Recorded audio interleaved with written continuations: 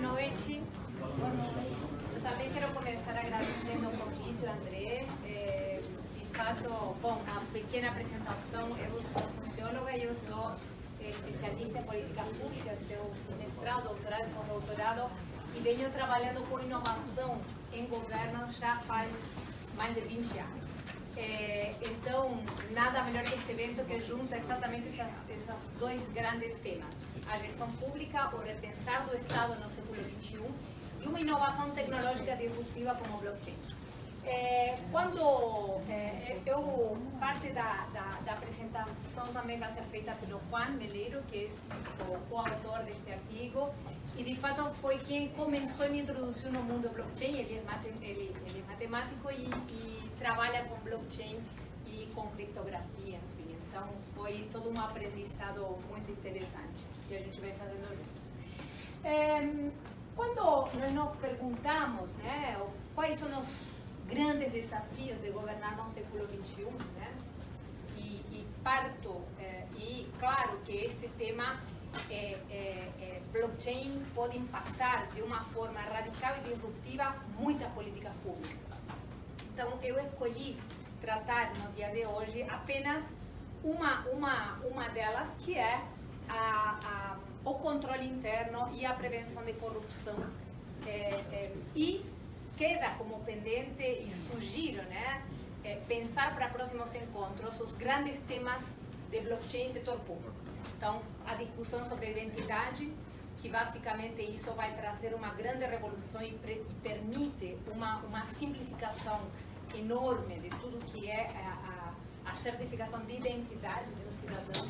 Todos os temas de transações tributárias também vão ter um grande impacto. Então, são agendas possíveis que se podem continuar tendo aqui. Aproveito para aqui Fernando Lobo, que é um dos grandes especialistas de blockchain no sector público, e de fato ele trabalha com isso no governo do Estado de São Paulo. Só para situar, no Brasil a gente já tem uma boa quantidade de experiências e de provas de conceito em blockchain, não só no setor mais financeiro de setor público, sino também em vários estados brasileiros e no Ministério do Planejamento. Enfim, depois a gente pode dar inclusive se você quiser ter uns 5 minutos para me ajudar a resumir um pouquinho tudo que a gente vem fazendo.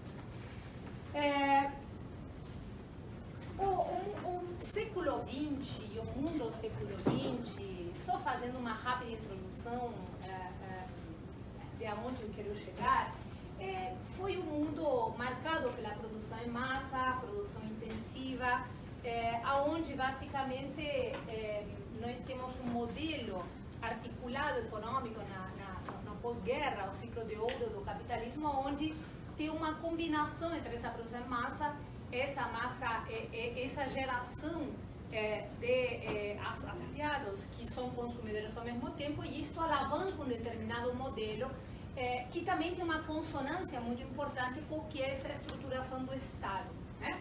Então, quando pensamos nesse século XX, nesse mundo one-size, também nós tínhamos um Estado one-size que acompanhava a essa estrutura da sociedade. Era um governo que também entregava produtos unissex. Era um governo que também entregava mais ou menos o mesmo para todo mundo. Então, a generalização da educação, da saúde e da segurança pública, ela se acompanha nesse processo de constituição desse Estado em harmonia com essa sociedade de consumo em massa.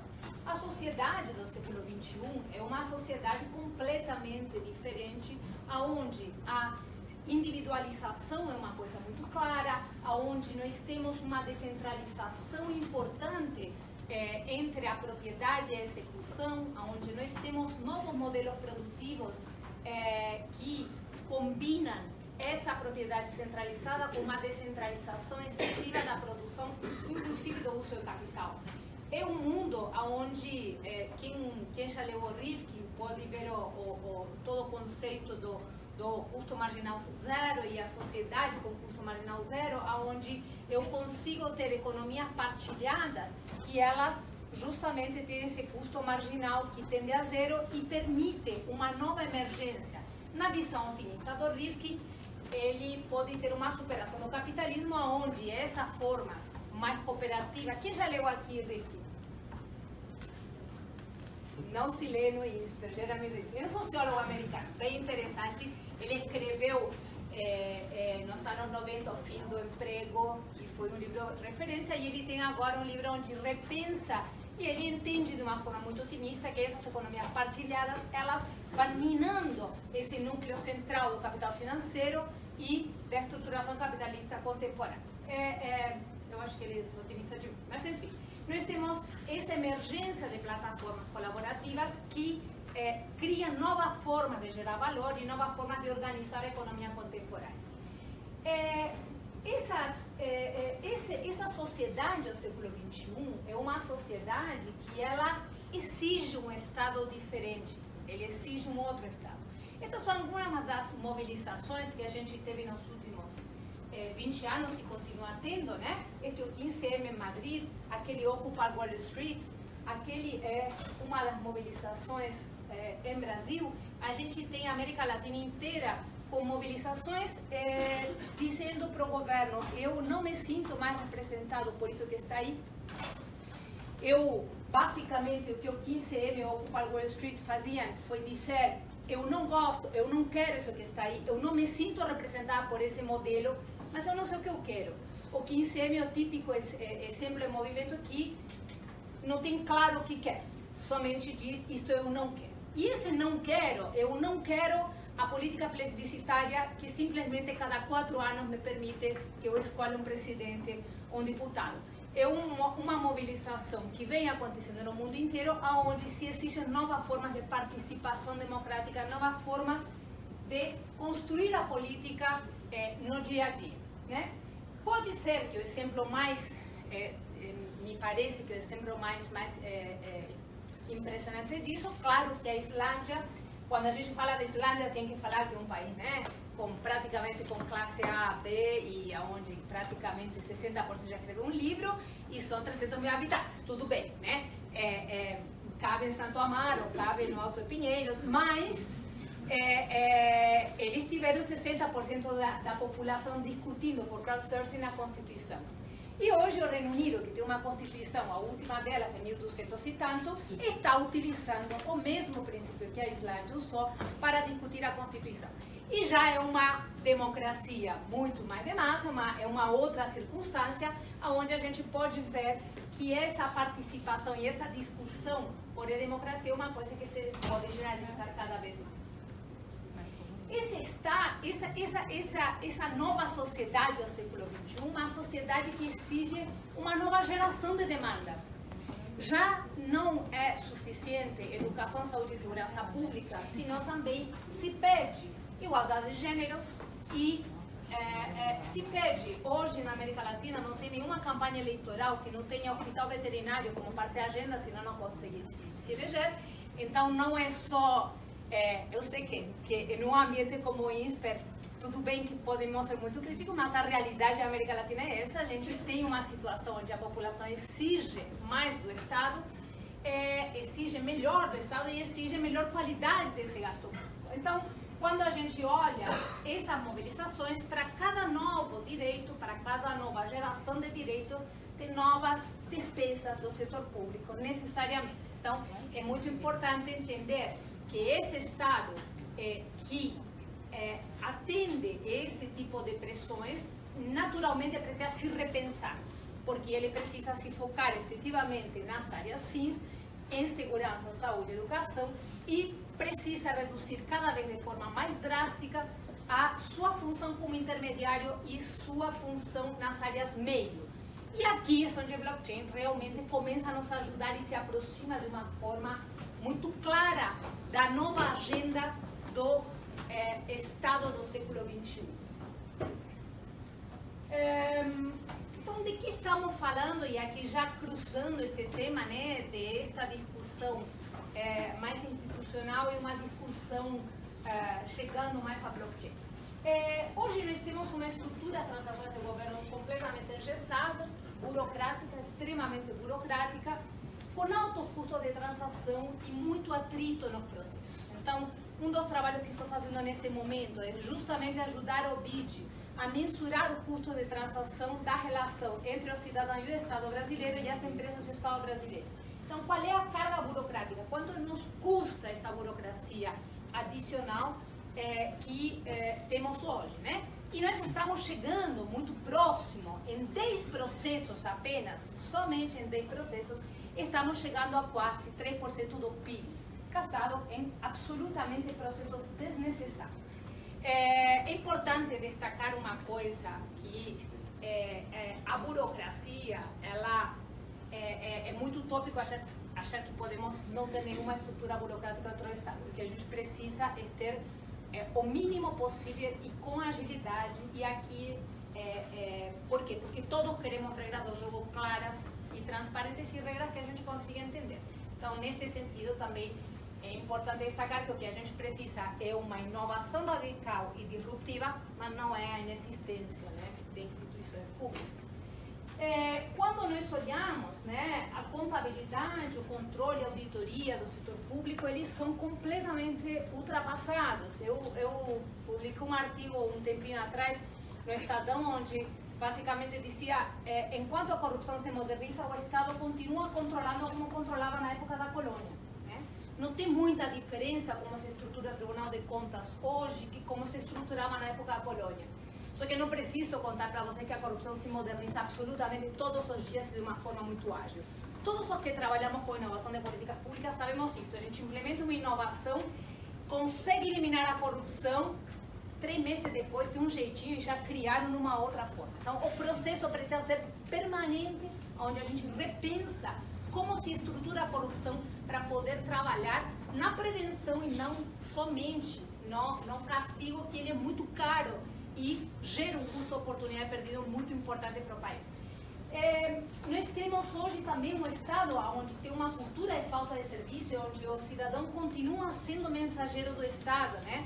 Então, o exemplo típico, eu dirijo uma empresa que é fornecedora do governo e basicamente um exemplo deste, eu tenho um contrato com o governo do Estado de Paraná, então eu tenho que emitir a certidão negativa na Secretaria de Fazenda de Paraná. Então eu entro no site, emito a certidão negativa e eu tenho que subir no próprio sistema de registro de fornecedores do Estado, que também é coordenado pela Secretaria de Fazenda. Então é exatamente isso, né? Eu sou a própria mensageira do Estado da ineficiência da comunicação, inclusive dentro da mesma Secretaria de Fazenda. Então essa cultura, né? E uma coisa importante, que não tem a ver só com o setor público e sim com a característica da contabilidade contemporânea, né? Os dados, eles são gerados, armazenados, tratados e somente depois publicados por quem vai ser auditado. Essa é uma característica da nossa contabilidade, que é uma contabilidade que tem 5 séculos. Então, nós temos o processo de auditoria, ele é completamente falho, mas porque não poderia ser de outra forma, né? Uma das teses que eu venho defendendo é que ou a gente repensa a forma que controla, a forma que gera o dado e a forma que audita o dado do setor público, ou nós vamos a continuar tendo uma verdadeira ditadura do controle, que é isso que a gente vem vivendo, e junto com isso, altíssimo custo de transação e a corrupção que continua acontecendo embaixo do nosso nariz. São alguns só exemplos. Este estudo é só que eu estou atualizando agora, mas basicamente o que eu vou dar para vocês da quantidade de custo de transação, que em 15 dias mais vamos a ter atualizado esse número para ver que percentual do PIB a gente está torrando em carga burocrática desnecessária. Então, o que se espera do Estado hoje? Eu, aqui já passou, vou passar a palavra ao Rui e depois eu retorno.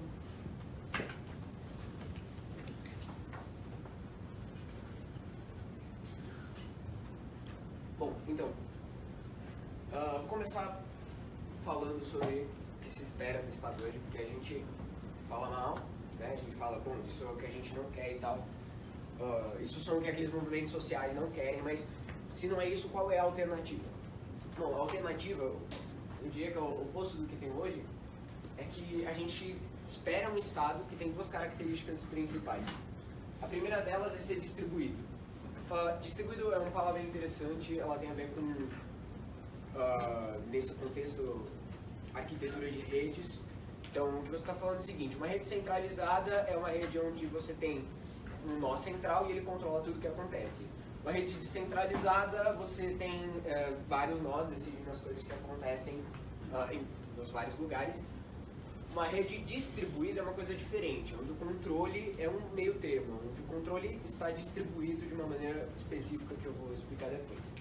A gente precisa de um estado distribuído exatamente porque as demandas hoje da população não são unificadas. Então, especialmente num país continental tipo o Brasil, você não pode esperar que alguém que vive no interior do Acre tenha as mesmas demandas que uma pessoa que vive no meio de São Paulo. Então você precisa ter um estado que seja distribuído o suficiente para que demandas específicas de lugares diferentes possam ser atendidas de maneira eficiente. Por outro lado, a gente precisa de um estado auditável, no sentido de que, bom, o estado ele é um representante da sociedade, de alguma forma, ele está lá para organizar as ações da sociedade. Então, a sociedade, a população tem direito de saber o que está acontecendo. E nesse sentido que eu falo auditoria. Não estou falando de uma auditoria clássica de empresas que vão lá e olham o que está acontecendo, não. Estou falando de uma auditoria social. Para uma auditoria social eficiente, o que a gente precisa são de dados usáveis, o que significa que as informações que são publicadas pelo Estado estão em formatos acessíveis. Não adianta nada você publicar uma tabela em PDF, porque você não faz nada com uma tabela em PDF. Ela só está no formato que você consiga analisar com dados. Isso é um aspecto da usabilidade. O outro é que precisa ser acessível. Então, vocês já tentaram puxar qualquer informação sobre gastos do Estado, você não sabe onde você tem que procurar. Não é uma coisa que está centralizada, organizada, você sabe onde pesquisar. Não tem um Google das contas públicas. Você tem que saber o site onde você vai procurar. Bom, por outro lado, precisa ser em tempo real, porque realmente é muito ineficiente, tem muitas perdas associadas ao fato de que eu só consigo detectar uma fraude depois que os dados são publicados, meses depois de que essa fraude aconteceu. E é assim que a gente faz contabilidade hoje. Você tem um período contábil, no final desse período você fecha as contas, só que aí já aconteceu a fraude. Você precisa ter dados em tempo real. Em tempo real eu estou olhando para o Estado e falando, vendo se ele está fazendo o que eu quero que ele faça, digamos, não está fazendo nada errado. Registros imutáveis. Isso é importante, porque para um registro ser fiel à realidade, ele precisa ser imutável. Se eu posso ir lá depois e mudar o que está registrado, isso não é um registro, porque ele não me diz o que aconteceu. Ele me diz o que alguém quis que eu achasse que aconteceu. Então, ele precisa ser imutável. Essas três características levam à possibilidade de um controle social ágil.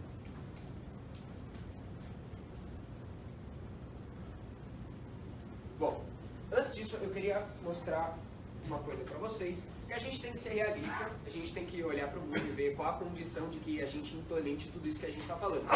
Então, uma história paralela a essa história de mensageiro do Estado, eu estudo na USP e eu fiz uma transferência de curso recentemente, eu fiz uma transferência interna, então saí de um curso dentro do departamento e fui para o mesmo instituto, só para outro departamento. Para fazer isso, eu precisei entregar na seção de alunos da universidade, então eu precisei fisicamente entregar um arquivo impresso, que era o meu certificado de matrícula e o meu histórico escolar. As duas coisas são emitidas pela USP, e eu tive que entregar para a USP. Mas aqui não acontece, né? Eu imagino que não. Aqui não. Bom, deixa eu mostrar uma coisa para vocês. Esse aqui é o site, eu recomendo que vocês fuçem aqui. A Estônia é a meca da blockchain no governo hoje, né? Então, eles são um país onde eles têm 2 processos presenciais do Estado inteiro, de todas as interações que você pode ter com o Estado, duas delas são presenciais, que é casamento e uma outra que eu não lembro. Eu acho que é transferência final de registro de propriedade. É registro de propriedade. Então, Casamento faz sentido, né? Que seja presencial. Bom, se faz Na sentido... marca não acha isso. Bom, Assim, É um status de relacionamento como no Facebook. pois é. Só que você tem que aceitar, né? Ah, claro. No terceiro de entender. Eu não sei se faz sentido, mas, tipo, uma coisa que você faz algumas vezes na vida, então, tipo, sei lá. Bom, olha aqui. Eles têm vários casos de... Tem tudo aqui, a blockchain, né? Mas eles têm um caso específico que é o eHealth.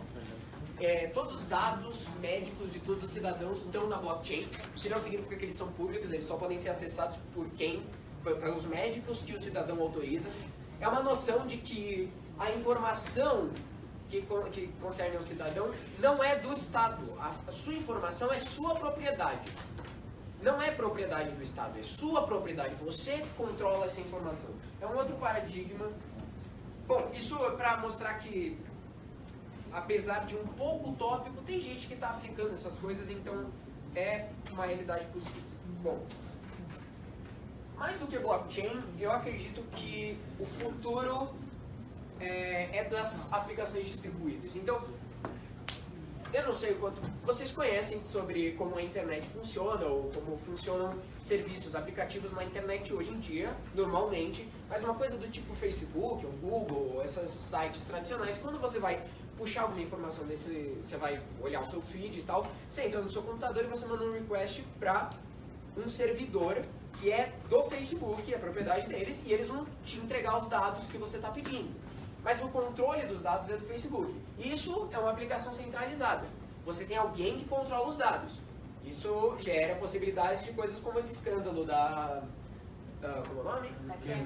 Cambridge Analytics, em que eles pegaram todos os dados, afinal eles controlam os dados e venderam, né? Mas, de qualquer forma, uma aplicação distribuída é um outro paradigma de aplicações.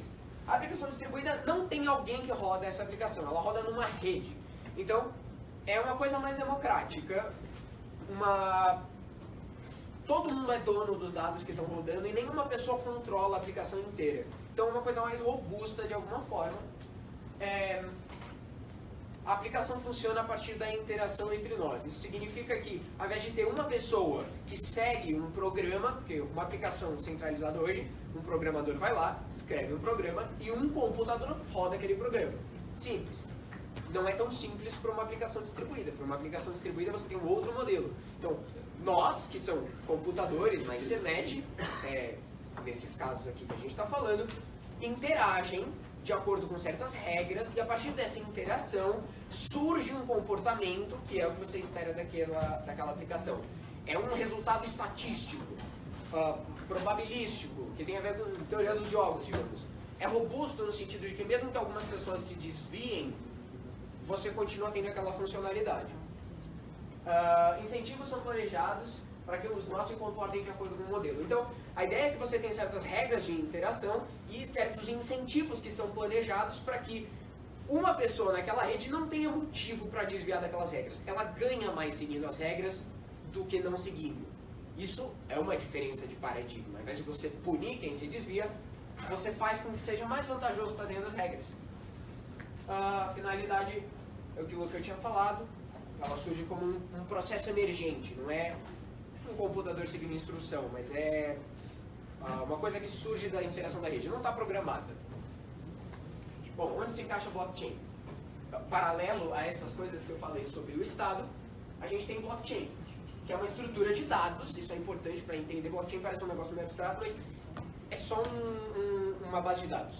É só uma base de dados, é um lugar onde você consegue armazenar informações. Só que ele tem algumas características relevantes.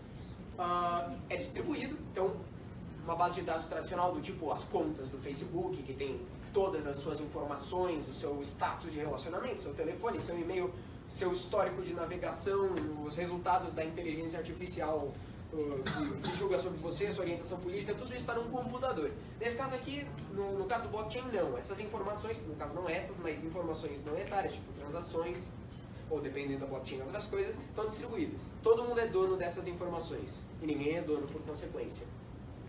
Eu não preciso ir até o Facebook acessar essas informações, porque eu tenho essas informações. Publicamente disponível. Ela é usável. Qualquer pessoa pode entrar e seguir as regras do jogo para entrar dentro desse sistema. Para você usar Bitcoin, você só precisa ter um programa que implementa as regras do programa. Você vai chegar lá na rede e falar, galera, eu quero entrar no jogo, esse aqui são os meus números, minha chave pública, não sei o que e tal, e aí as pessoas vão olhar e falar, beleza, outra pessoa que está interessada entra aí e você vai começar a fazer parte daquela rede. É um registro imutável, a gente vai ver depois por quê, você não consegue alterar o que já foi colocado na blockchain.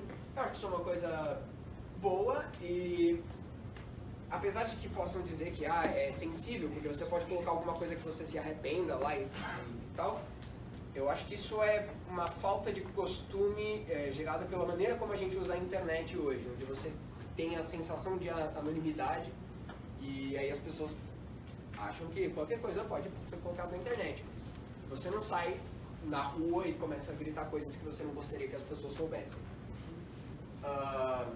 É em tempo real, exatamente porque ela é distribuída, eu não posso ter um servidor rodando e depois ele te dá a informação, precisa ser em tempo real, porque senão não funciona. Bom, como funciona então? Isso aqui é um resumo do que eu vou falar, tá? Só para quem for ver depois ou quiser se orientar.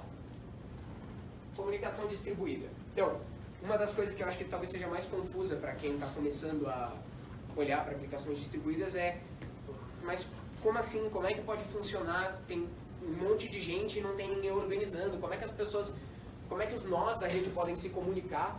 Como é que a informação pode fluir? Isso aqui é uma estrutura, eu vou usar como exemplo blockchains mais clássicas, né? Bitcoin. Mas nesse caso aqui, então imagina que ali no meio você tem um banco, tá? E ele mantém uma listinha de todas as transações e todas as contas. Então ele sabe quem tem quanto e quem fez uma transação para quem de quanto. Ele é o dono daquela informação. Se você quiser fazer uma transferência, você está aqui, você vai lá, fala com o seu banco, ó banco, eu queria mandar tantas moedas para tal pessoa. Aí o banco vai responder, tá, legal, me dá a sua senha de internet ou a senha do cartão, qualquer coisa, para provar que é você mesmo. Ah, beleza, tá aqui. Ah, ok, transferir, pronto. Então ele escreve lá naquele registro e tá transferido. Porque aquilo é a verdade. Eu quero eliminar o banco, eu não quero essa coisa, esse Leviatã poderoso que pode decidir o que ele faz com o meu dinheiro. Só para um parênteses, né, o Bitcoin, o blockchain tal, surgiu, nas origens, vem de uma utopia criptoanarquista de sociedade. É gente que acredita que a gente tem que ter uma sociedade sem estado nenhum, onde as pessoas vão interagir através da criptografia. Mas, fechando parênteses, então como é que vai funcionar? Bom, cada pessoa na rede vai ter uma cópia daquela mesma lista de transações. Porque afinal, se não tem uma pessoa centralizada, se não tem uma autoridade central, então todo mundo tem que ter uma cópia. Porque senão vai ter alguém que não tem aquelas informações. E aí eu vou conectar todo mundo. Não conecta todo mundo a todo mundo, mas eu tenho algumas conexões suficientes para que isso funcione.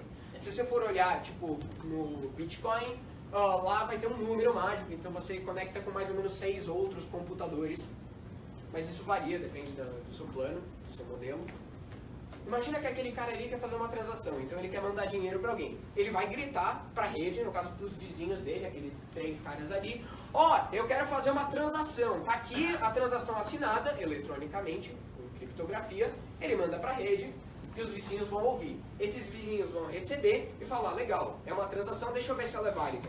Aí ele olha, vê que está assinada, vê que o cara tem aquele dinheiro, porque lembra, ele tem a lista de todas as contas, e aí ele manda para os vizinhos dele, e que repetem esse processo, de novo, até que a rede inteira chega a um consenso.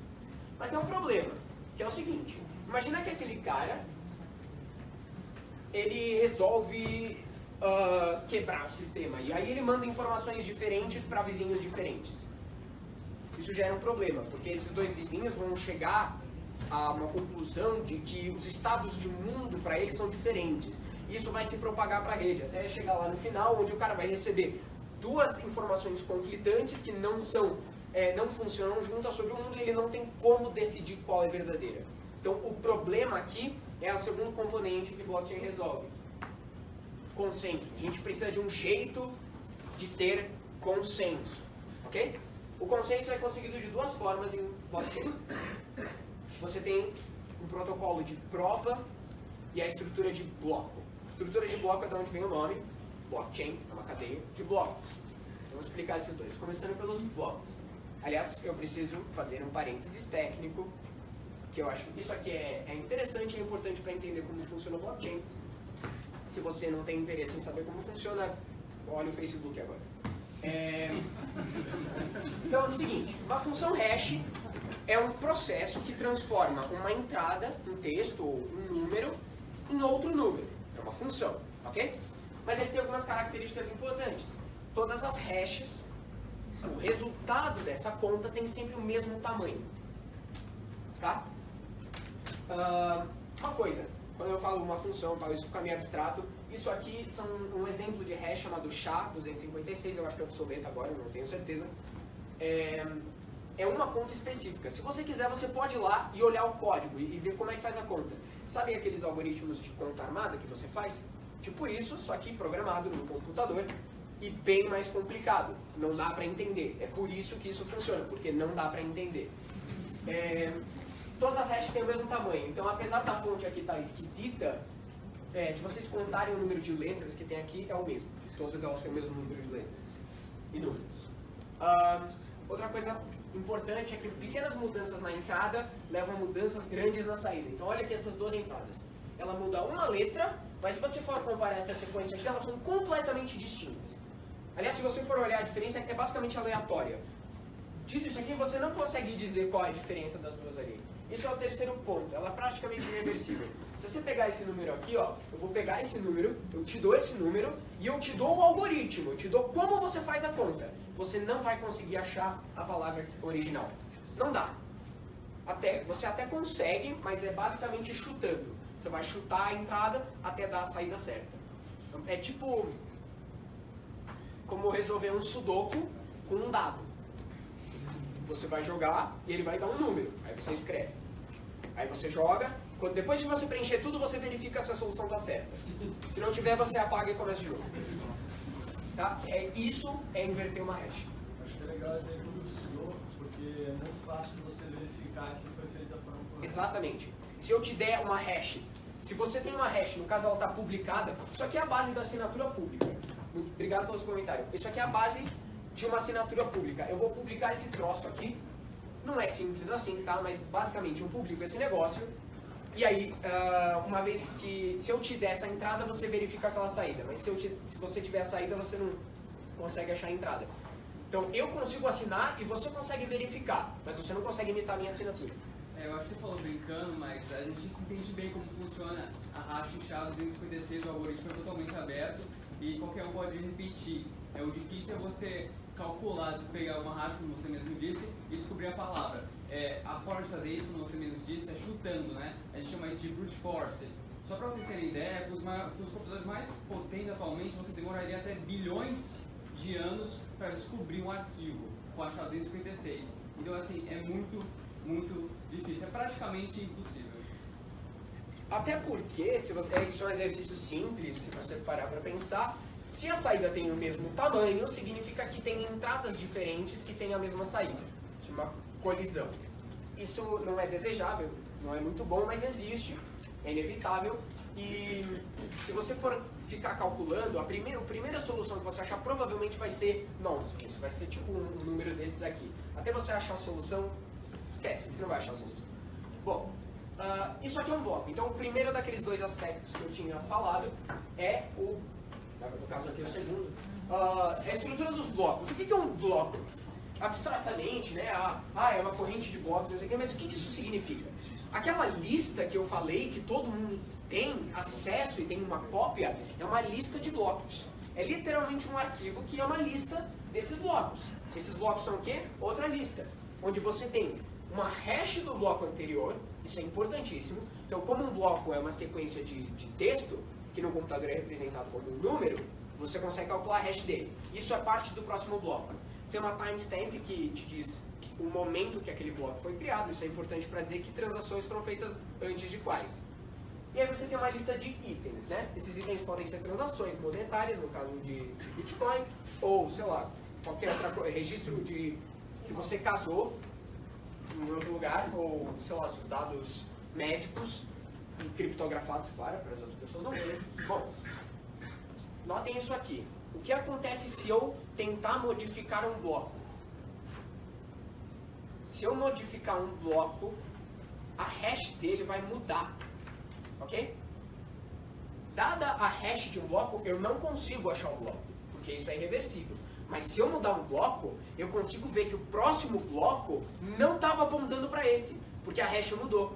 E a hash que estava em cima do outro é diferente da hash do bloco que eu tenho agora. Só que isso se propaga. Uma vez que eu mudo um bloco aqui, a hash dele muda, o que faz com que o bloco seguinte mude. E aí a hash dele vai mudar, o que faz com que o bloco seguinte mude. E assim por diante. Então, qualquer modificação na sequência faz com que o resto da sequência tenha que ser modificado. Isso é essencial. Proof of something é um termo, ele surgiu com o termo proof of work. Proof of something, vocês não vão achar, eu inventei, eu não acho que é uma palavra muito boa, mas é o que eu tinha, se alguém tiver uma outra sugestão, porque existem vários algoritmos de prova, protocolos de prova. O usado pelo Bitcoin é proof of work, a prova de trabalho, mas eu posso usar qualquer coisa.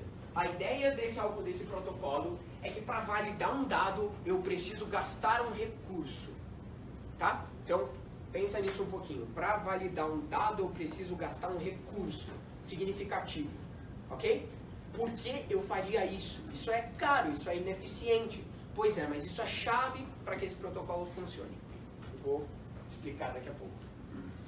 Aqui são 3 exemplos de provas, né? Então, o nome e o recurso que você tem que ter para poder validar um dado. No caso de Proof of Work, tempo computacional. Lembra aquelas hashes que eu falei?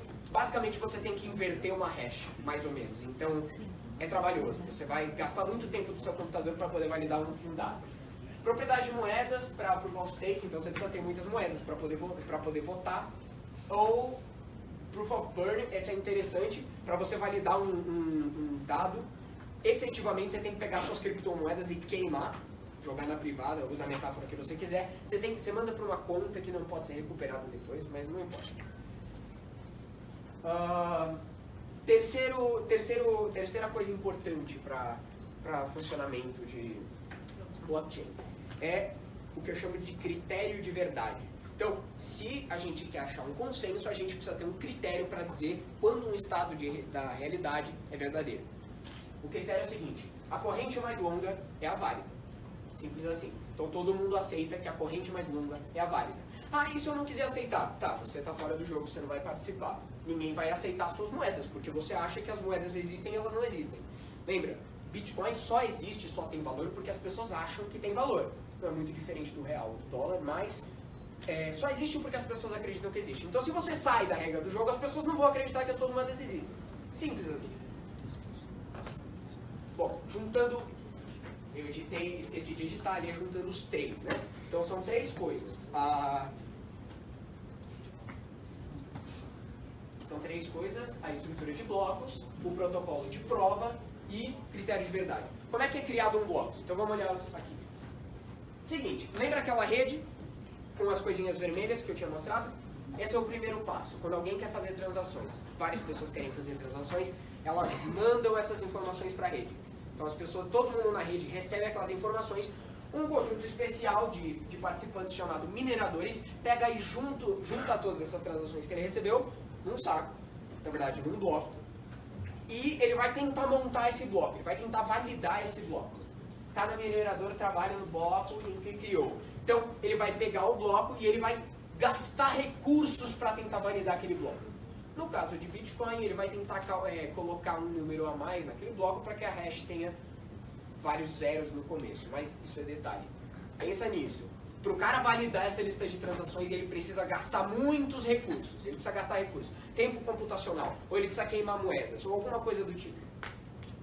Quando um cara consegue validar, porque validar um bloco é resolver um quebra-cabeça. De novo, é como se fosse o sudoku. Você precisa trabalhar pra caralho lá pra resolver e preencher aquele sudoku. Uma vez que você preencheu o sudoku, ou você validou o bloco, você fala: legal, galera, resolvi o sudoku, eu criei um novo bloco. E aí você publica.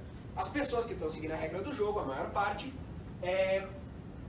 recebem um novo bloco e verificam. A pessoa vai olhar para o sudoku e ver: Bacana, ele está resolvido. Lembra, é muito mais fácil ver que o Sudoku está resolvido do que resolver. Da mesma forma como é mais fácil calcular uma hash numa direção do que voltar. Ok? Então, esse é o espírito da coisa. É mais fácil verificar do que calcular.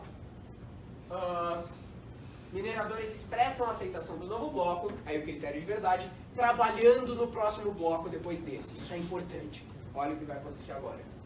Como é que funciona, por que funciona a blockchain?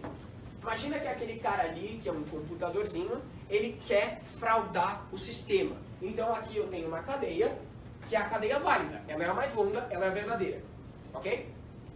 Esse cara aqui quer criar uma história alternativa. Ele quer pegar um bloco e colocar aqui no meio. Tá? Ele vai tirar um e colocar outro. Efetivamente o que ele faz é que ele cria um outro galho dessa cadeia. Na verdade, blockchain não é uma cadeia, estritamente, é uma árvore.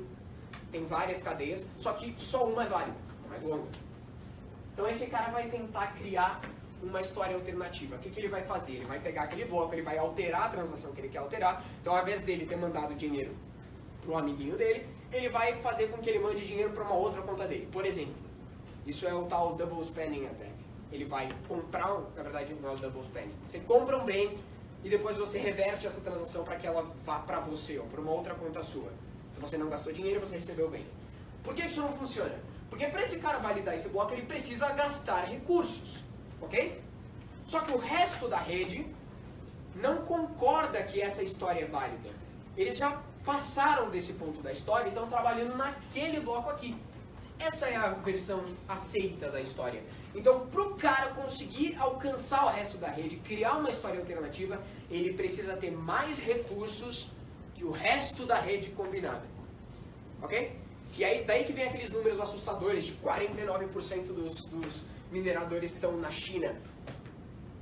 Primeiro que a China não controla os mineradores, tá? É só porque lá a energia é mais barata. Tipo, se mudar alguma coisa, eu acho que as pessoas só vão tirar o negócio da China, mas, bom. Se a China sair, a rede mesmo se... Sim, mas de qualquer forma, uma história que aconteceu alguns anos atrás é que tinha um pool de mineradores, não precisa saber o que é isso, mas é pensar que é um cara, basicamente, que começou a controlar fatias cada vez maiores do blockchain e chegou quase à metade. Eles decidiram se dissolver porque isso estava arriscando comprometer a rede, né? Pensa nisso também. Se eu tenho bitcoins, por que é que eu ia querer fraudar o sistema? Isso só ia tirar a confiança nas moedas. As minhas moedas iam perder valor. É um tiro no pé, mas tudo bem. A menos que você seja o governo, né? Ah, sim. Ai, deixa, Tudo bem. já chegou lá, já chegou lá. Sim. Bom, de qualquer forma. Então esse cara tá aqui, ele tá tentando criar uma história alternativa. Ele tem que gastar mais recursos do que o resto da rede. Ele não vai conseguir isso, a menos que ele tenha mais recursos que o resto da rede. No caso de Bitcoin, como isso é poder computacional, você precisaria ter acesso aos 200 maiores supercomputadores do mundo. E ainda assim ia demorar pra caramba pra você conseguir criar uma história alternativa. Olha aqui esses 3 itens como eles funcionam. A estrutura de bloco diz que gerar um bloco alternativo, uma história alternativa, requer reescrever o resto da história. Todo o resto da história é muita coisa. Protocolo de prova diz que para gerar um bloco requer recursos. Então, para gerar o resto da história, você precisa gastar muitos recursos.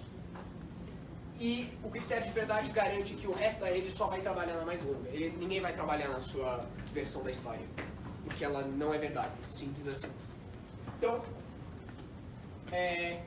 isso aqui é um detalhe interessante. O design do sistema de Bitcoin faz com que a quantidade de recursos a serem gastos para resolver, a dificuldade do Sudoku, pensa no tamanho do Sudoku, aumenta periodicamente. De maneira que, com o aumento do poder computacional, sempre seja mais vantajoso você trabalhar a favor do sistema do que trabalhar contra o sistema.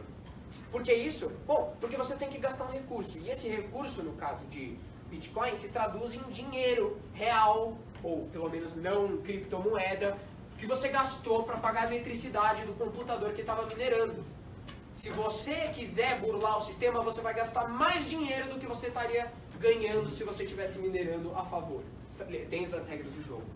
Isso aqui eu acho muito elegante, porque é uma inversão completa de paradigma. Por que eu vou punir as pessoas que estão se desviando? Se a pessoa está se desviando das regras, é porque vale a pena para ela. Então, pera, vamos voltar, vamos fazer com que não seja vantajoso. Porque aí você não perde os custos de oportunidade, de ter que punir uma pessoa, porque ela já gastou recursos públicos, no caso do Estado. Bom, tem só vantagens. Conclusão.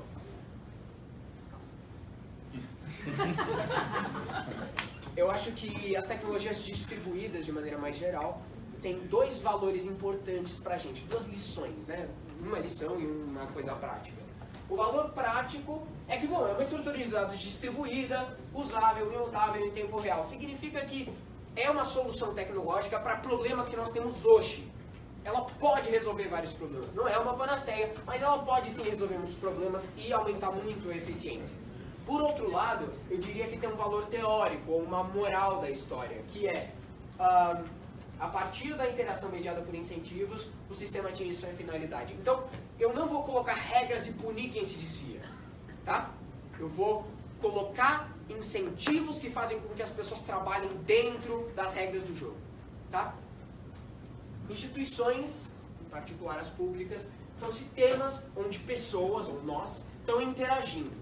E eu pergunto para vocês, quero deixar essa pergunta: os incentivos das nossas instituições públicas são bem planejados ou a gente só está punindo de forma irracional as pessoas que se desviam? É isso, obrigado.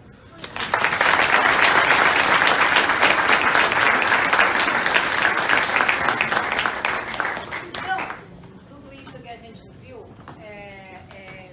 e vocês viram porque eu penso, né, a participação do Juan, porque acho que ele consegue explicar tecnicamente muito bem este tema da blockchain.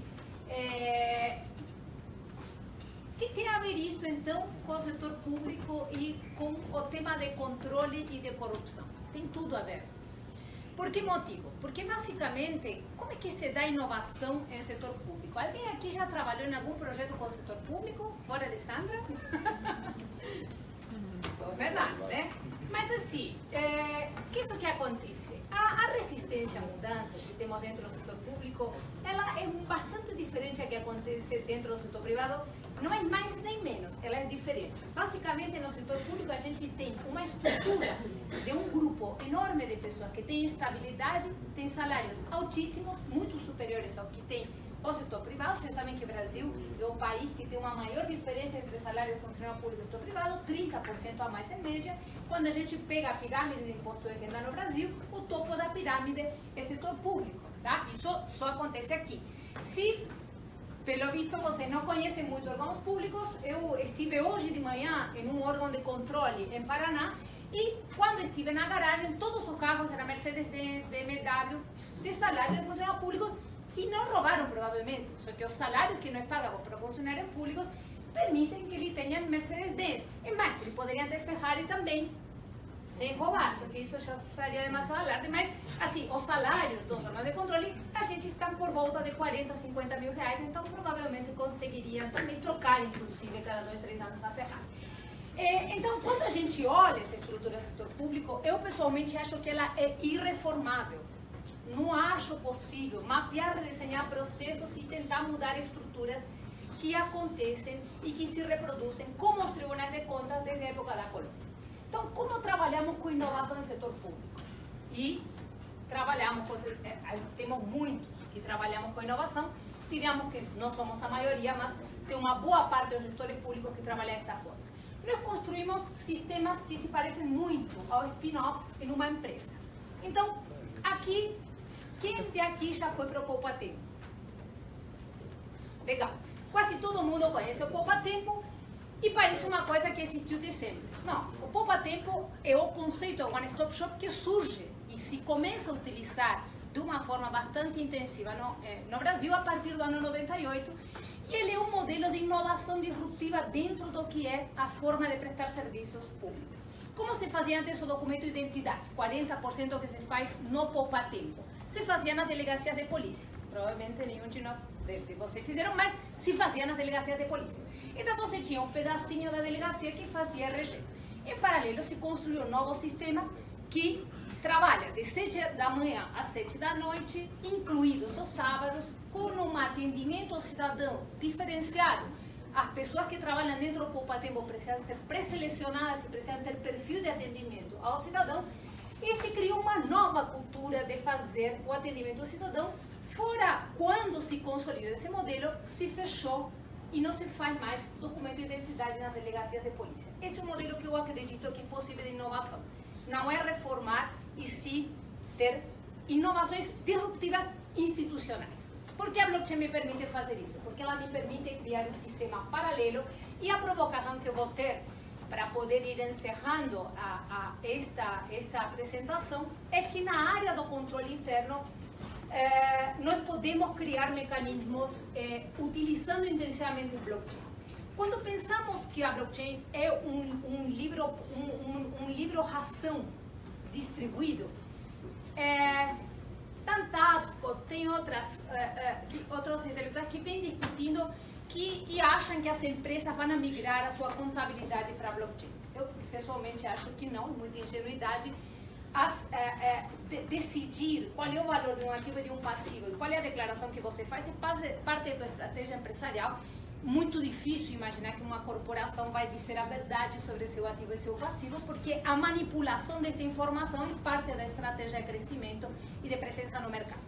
Mas o setor público ele não pode fazer isso em tese. O setor público ele não poderia manipular. Nós temos uma lei de dados abertos, nós temos, por definição, o ativo público é um ativo que ele não poderia ser modificado.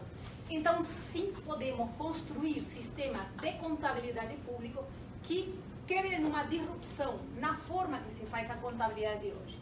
Eu, na verdade, esta versão da apresentação me faltaram aqueles slides, se lembra? Da contabilidade do século XV na Itália. Um pouco a reflexão é que a contabilidade contemporânea ela é a mesma que acontece faz 5 séculos. Então, esse lançamento de ativos e de passivos e essa validação posterior, ela servia no começo de início do capitalismo, mas definitivamente não é válida para a quantidade de transações que nós temos hoje. Inclusive, para o setor privado, basicamente, essa geração da informação sobre qual é meu ativo e meu passivo é do próprio interessado. Pelo tanto, é fraudável por definição, filosoficamente é fraudável. Então, dizer qual é a grande diferença, que isso que o blockchain me permite, que eu lance essa informação de ativo e de passivo com um carimbo de tempo e não me permite alterar mais. Então eu posso sim criar instituições neste modelo de spin-off. O Tribunal de Contas de São Paulo jamais vai aceitar utilizar blockchain. Opa, jamais é muito forte, mas provavelmente se utilizaria, distorceria-se a própria finalidade. Agora, exigir novas formas de controle externas, onde nós tenhamos, por exemplo, as controladorias da maior parte dos países da América Latina, elas são organizações que são independentes do Poder Executivo e têm participação da sociedade civil dentro dela. Então, a gente pode pensar em modelos de controle da contabilidade pública radicalmente diferentes ao que a gente tem hoje, né? Então, a blockchain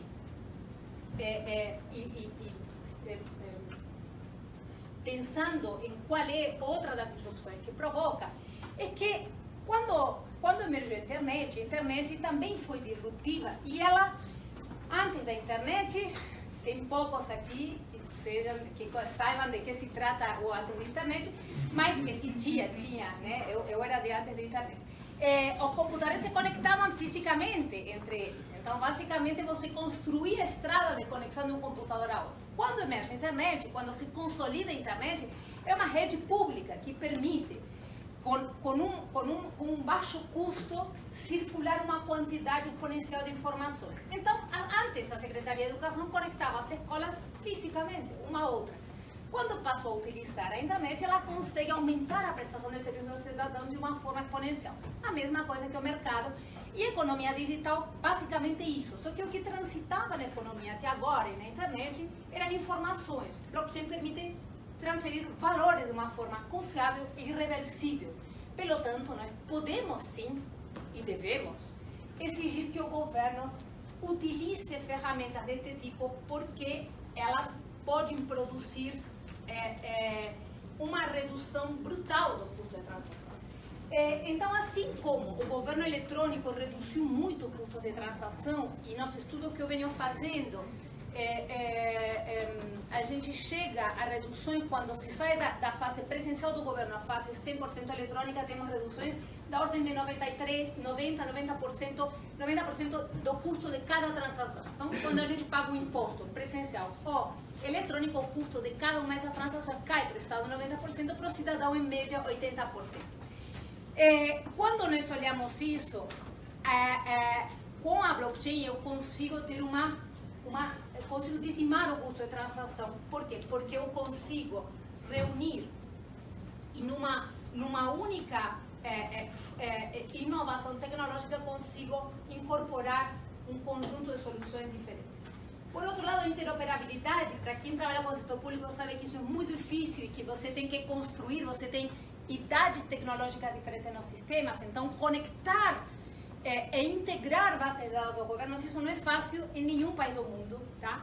Não é possível em nenhum país do mundo, então a gente vai encontrando soluções que elas são mais adequadas e que permitem maior interoperabilidade. Só que a blockchain, por definição, ela é interoperável.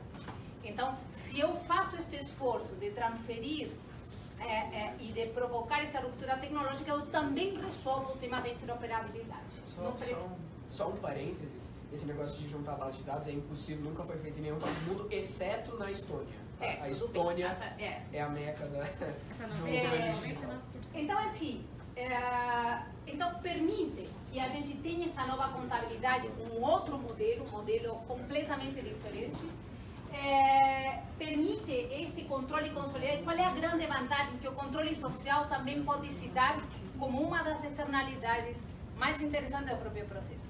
Então, eu ganho interoperabilidade, eu ganho possibilidade de controle social, eu ganho a possibilidade de não alterar mais o dado, um outro tema, porque antes de encerrar eu queria só passar a palavra ao Fernando Lobo, que hoje é aniversário, né? Então, assim, basicamente ela tem uma outra vantagem. Toda esta discussão sobre as tecnologias, né, se ela gera mais emprego ou desemprego, é uma longa discussão, né? Mas basicamente blockchain é uma das poucas tecnologias que ela vai gerar mais emprego, mais trabalho que redução de trabalho, porque ela corta a coluna vertebral, ela corta o intermediário, mas ela me exige uma capilaridade de trabalho brutal. Então, ela tem uma capacidade de gerar uma economia de escala e uma quantidade de trabalhos enorme. E basicamente isso, né? Ela gera a possibilidade de mais de uma solução, ela resolve vários problemas com uma única solução, que seria a blockchain. Claro, perigos. O governo consegue descaracterizar quase qualquer coisa que seja disruptiva. Tá? E se a internet poderia ter sido disruptiva, em geral para o governo não foi, porque ele não deixou de prestar o serviço tradicional, ele muitas vezes presta o tradicional e o eletrônico, e a disrupção poderia ter sido eliminar o presencial e partir para o eletrônico. Então, em geral, por minha experiência, o governo tem uma capacidade de torcer quase tudo o que poderia ser virtuoso. Então, é um risco. Como é que vai poder fazer isso? Tenho várias pistas, digamos, mas não é um tema assim, né? Por outro lado, sem apropriação social do ganho de eficiência, nada permanece e qualquer mudança eleitoral faz que o processo volte atrás. Então, a única forma de que isto realmente seja efetivo é se a sociedade se apropria e se mobiliza por um novo tipo de Estado com soluções disruptivas. Só um tema que não vou abordar, mas basicamente tem toda uma discussão de o consumo de energia que a blockchain poderia gerar. Ela precisa ter soluções alternativas, porque, obviamente, senão pode ter um problema ambiental. Eu queria, na verdade, estou aproveitando, não foi nada ensaiado, mas como estou vendo aqui o Fernando, e ele é um grande especialista em blockchain, e ele está indo morar fora do Brasil. Então, provavelmente, num próximo evento, a gente não vai ter o privilégio de ter ele presente. Então, se você pudesse dar uma visão geral do que se está fazendo aqui no estado de São Paulo, seria super bacana. Obrigado, Florência. Peço licença, então. Falar 5 minutos rapidamente com vocês. Estou estudando blockchain desde o ano passado, então tem pouco tempo. Publiquei um artigo o ano passado, em maio, para falar sobre como seria a utilização de blockchain para abertura de dados, que que é um pouco do que o Juan estava falando, do reuso dos dados, para que a gente possa ter de fato a estruturação de um dado que possa ser utilizado pela população. Você precisa de dados estruturados e o blockchain, até pela interoperabilidade que ele traz, ele ajuda a gente a estruturar e abrir os dados públicos para a população. Foi o artigo que eu publiquei em maio do ano passado. De lá para cá a gente começou a estruturar algumas coisas, uma delas foi citada aqui pelo Renato. Peço até desculpa pelo André, não perdi tua fala, mas a gente vai conversar para saber o que você está falando. A gente fez uma parceria com uma moeda que pretende ser um crowdfunding para financiamento de infraestrutura pública. Então, vocês pensarem que lá no Acre tem uma população de 600 mil pessoas que está interessado em fazer um segundo link de internet, porque lá só chega um. Caiu alguma coisa no meio do link da internet, acabou a internet no Acre, tá, gente?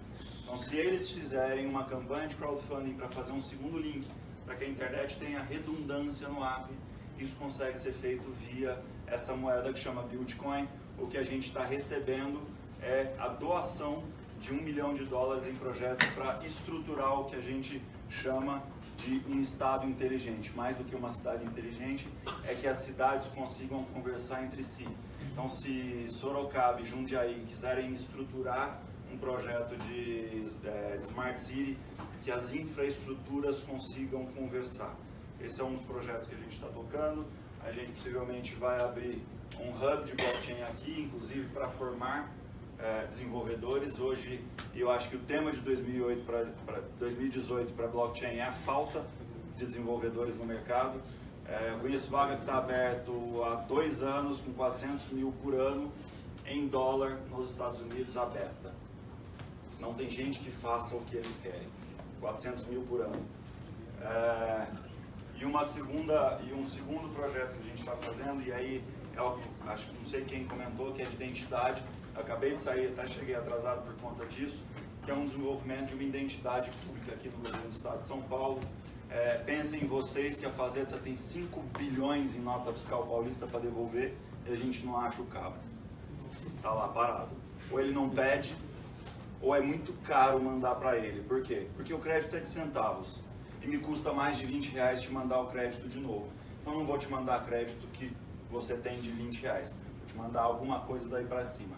Se numa identidade pública você tem uma wallet e você consegue devolver esse real, essa criptomoeda, esse Ether, qualquer que seja, mas que o ativo seja digital, com os níveis e os custos de transação, por exemplo, se for uma rede como a IOTA, é 0, eu consigo desafogar esse passivo que o Estado tem de 5 bi, com a base de usuários de 20 milhões de pessoas mês, e eu desago esse dinheiro de volta na economia, gerando um crescimento econômico para o governo do Estado de São Paulo, pela adoção de uma nova tecnologia que não custa nem $1 bilhão.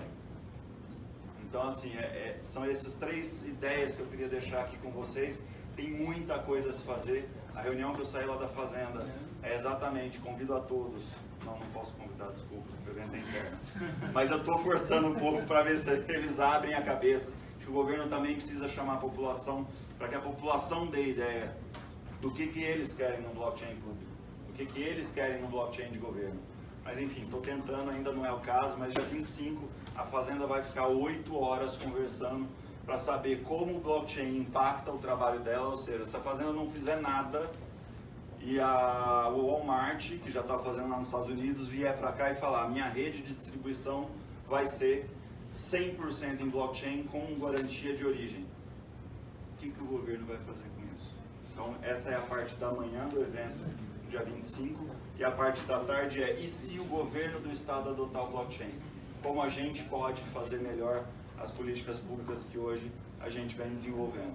É isso, não quero ocupar muito tempo, tem muita coisa para fazer, SEAD está interessado, eu estou num processo de mudança para Portugal, quero ir para lá aprender mais, é um puta espaço para aprendizado do Smart City, mas não vou deixar blockchain para trás, possivelmente eu abro uma escola lá, mas tem muita coisa para fazer e no processo que eu estou nesse ano, eu já levei 22 instituições públicas lá para a sede do governo Palácio Bandeirantes para escutar o que é blockchain, quais são as aplicações, tanto públicas quanto privadas, que o blockchain tem e impacta a nossa vida. E aí eu repito a frase do Juan, a beleza do blockchain está no incentivo social de trabalhar para a rede e não contra ela.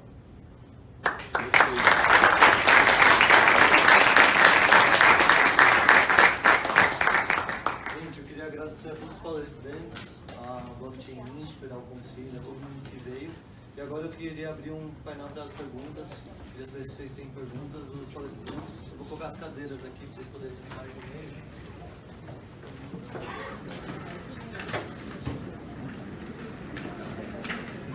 Parabéns aí pela apresentação.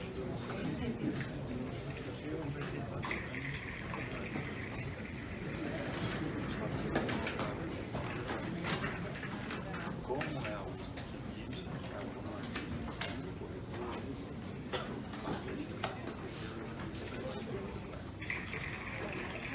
Posso começar? Sim. Eu só gostaria de lembrar que, recentemente, né, a gente tá ouvindo muito falar que o Ethereum ele pode adotar um novo protocolo baseado em Proof of Stake, né, protocolo Casper. E se falou muito que na blockchain a rede trabalha com incentivos, né, mas no Casper isso pode mudar. No Casper você trabalha com Proof of Stake, ou seja, prova de participação, você prova que tem as moedas, e se você burlar a rede, você perde.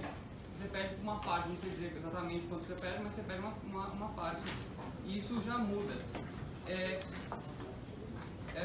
Foi falado também da IOTA, né, que a IOTA poderia ser usada para fazer os pagamentos sem taxa. Eu acho que a IOTA não pode fazer isso, porque apesar dela ser sem taxa, ela é totalmente demorada, eu garanto que eu já testei. E eu marquei aqui alguma coisa referente à Nano, eu acabei perdendo o assunto, mas em resumo, a Nano, né, ela muda, né, porque a Nano, ela não existe prova de trabalho, né, ela é uma proof of stake e sem taxa, ela foge bastante da regra, isso tudo. Basicamente era isso, era mais alguma coisa, basicamente isso que eu queria acrescentar. Mas qual que é o ponto? O ponto era esse, era só um complemento, né? Sim.